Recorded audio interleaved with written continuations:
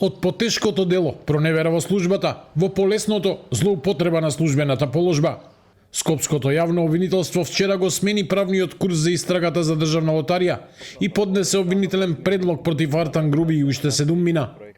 Додека поранешниот вице-премиер беше во бегство, обвинителството го гонеше за проневера во службата, но по завршувањето на истрагата сите 8 мина ги обвини за злоупотреба на службената положба и овластување, што според запретената казна е полесно дело.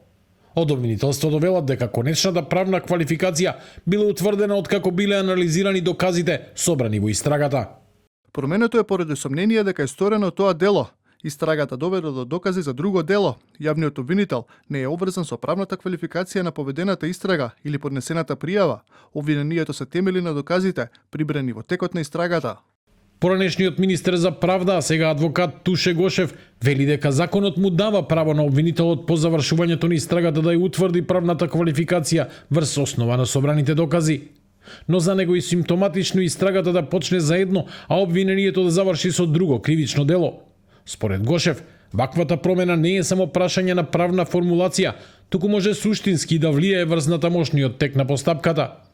Тој предупредува дека полесната квалификација отвора и прашање за роковите во кои може да се води постапката и за мерките со кои се обезбедува присуство на обвинетиот.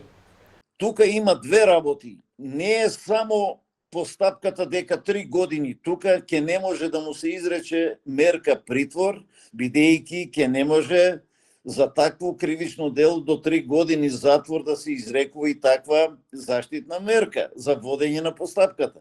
А пак од друга страна, по ремонстративниот принцип на водењето на таа постапка, станува збор дека ќе помине рокот и обвинетиот ќе биде ослободен од кривично гонење за тоа кривично дело.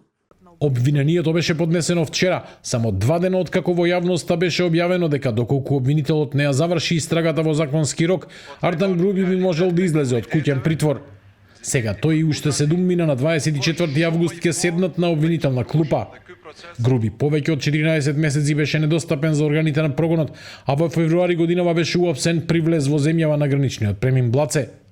Обвинителството ги товари 8 темина, меѓу кои покрај Груби се уште и екс-директорот на лотарија Пер Парим Бајрами кој е во бегство и поранешниот генерален секретар на владата Методија Димовски, затоа што во 2023 и 2024 година со пречекорување на своите овластувања и должности во случајот со електронските игри на среќа на државна лотарија и нанеле штета од околу 8,2 милиони евра.